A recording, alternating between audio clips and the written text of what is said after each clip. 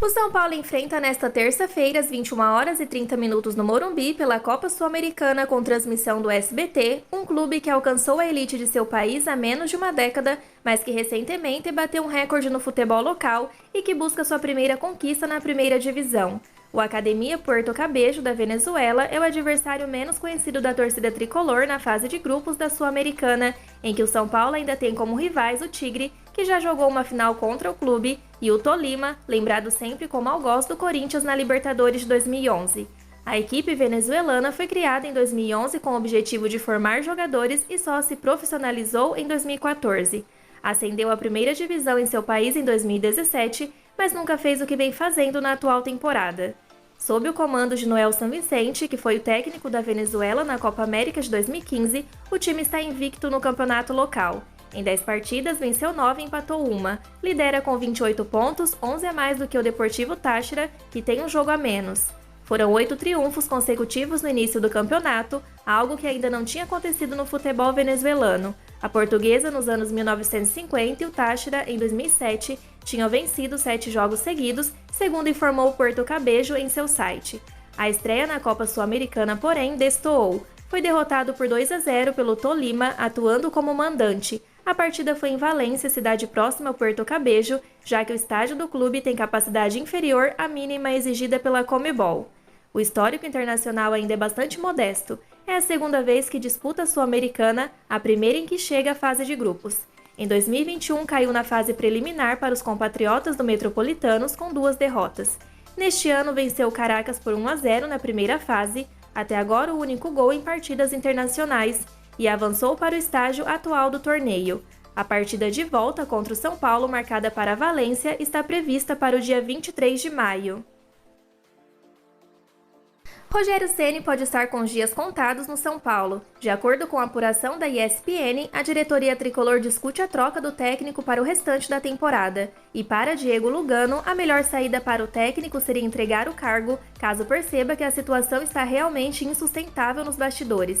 Durante o resenha da rodada de segunda, dia 17, o ex-zagueiro e hoje comentarista da ESPN palpitou sobre o futuro do ex-companheiro de clube. Abre aspas.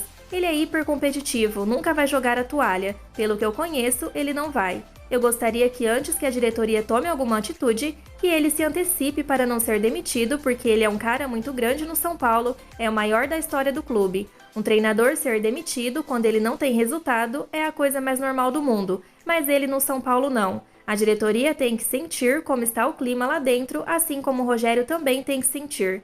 Se em algum momento ele ver que é irreversível para ele, eu gostaria que ele se antecipasse e saísse por cima. Ele é muito corajoso, fecha aspas. Ceni e Lugano foram companheiros de vestiário e juntos conquistaram 4 títulos no São Paulo.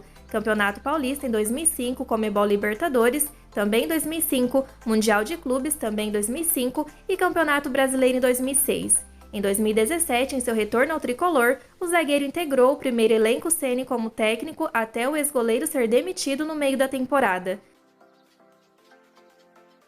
A diretoria ainda não definiu um substituto, mas o nome de Dorival Júnior foi avaliado nos bastidores. O São Paulo avalia a possibilidade de saída de Rogério Ceni do cargo de treinador, mesmo que a equipe consiga um triunfo sobre o Academia Puerto Cabello da Venezuela pela segunda rodada da fase de grupos da Sul-Americana, como soube a Goal. O técnico perdeu prestígio nesse início de temporada. A eliminação do Paulistão para a Água Santa e as derrotas em jogos importantes, como a estreia no Brasileirão contra o Botafogo, minaram o trabalho do comandante no Morumbi. A diretoria evita falar sobre a possível saída do ídolo abertamente, mas já discute a situação nos bastidores. Internamente, há quem pense na contratação de um estrangeiro para o cargo, mas a maioria prefere que um técnico brasileiro com experiência no futebol nacional seja o escolhido para a vaga. O nome de Dorival Júnior já foi discutido, mas ainda não há definição sobre o substituto do ex-goleiro no banco de reservas. Rogério Ceni está entre os técnicos mais longevos da elite do Campeonato Brasileiro na segunda passagem pelo São Paulo. Ele chegou ao clube em outubro de 2021. O treinador comandou o time em 140 partidas, somando 62 vitórias no período. Ele não conquistou títulos como técnico no Morumbi, mas mantém a condição de ídolo por causa do período como jogador. Ceni atuou pelo clube entre 1993 e 2015. No período, conquistou títulos relevantes como Brasileiro, Libertadores e Mundial de Clubes. Vanderlei Luxemburgo foi campeão por Palmeiras, Corinthians e Santos em sua carreira como treinador. Nunca trabalhou, porém, no São Paulo e sente falta disso. Lucha revelou, no entanto, que teve 2 oportunidades de trabalhar no Morumbi, mas em nenhuma delas a negociação avançou. Luxemburgo recebeu a primeira oferta quando comandava o Bragantino, seu primeiro trabalho de maior projeção, com direito a título da Série B em 1989 e Campeonato Paulista em 90. Abre aspas. Foram 2 propostas que não pude ir, uma quando estava no Bragantino. Os dirigentes da época foram ao Bragantino me contratar. Eu não tinha contrato assinado, mas verbal com o Nabi Abichedi, ex-presidente do clube do interior paulista. Eu falei, eu vou dirigir o São Paulo com certeza, para mim uma honra. Só que eu não posso sair daqui agora. Se o Nabi me liberar, eu vou. Se não me liberar, não vou. E o Nabi não me liberou. A outra foi o Carlos Miguel Aidar. Eu estava no Flamengo, ele me ligou, falei, pode me ligar, mas conversa com o Flamengo, vamos fazer uma coisa transparente para todo mundo ficar sabendo que não tem sacanagem. Você está me convidando, mas vê com o Flamengo se vão me liberar. Flamengo não me liberou, eu também não ia romper o contrato. Foram as 2 vezes que o São Paulo me convidou. Se eu vou na primeira, Tele Santana não teria ido. Fecha aspas, encerrou Lucha, em referência ao ídolo tricolor que assumiu o time em 90 e acabou bicampeão da Copa Libertadores e do Mundial de Clubes em 92 e 93. Jorge Nicola trouxe alguns bastidores do São Paulo e, de acordo com o jornalista, o atacante Alexandre Pato e os dirigentes do São Paulo querem a contratação, com Ceni sendo o único empecilho na negociação. Nicola afirma que caso Ceni seja realmente demitido nos próximos dias, Pato será anunciado como reforço do clube em um contrato de produtividade. Abre aspas. Se o Rogério Ceni cair, é natural que no momento seguinte ele seja registrado e anunciado como reforço, mas às pressas, até porque a janela de inscrições no futebol brasileiro se encerra na próxima quinta-feira, dia 20, fecha aspas, afirmou Nicola em seu canal do YouTube. O atacante vem se reabilitando no CT do clube e não esconde de ninguém o seu desejo de vestir a camisa do São Paulo mais uma vez.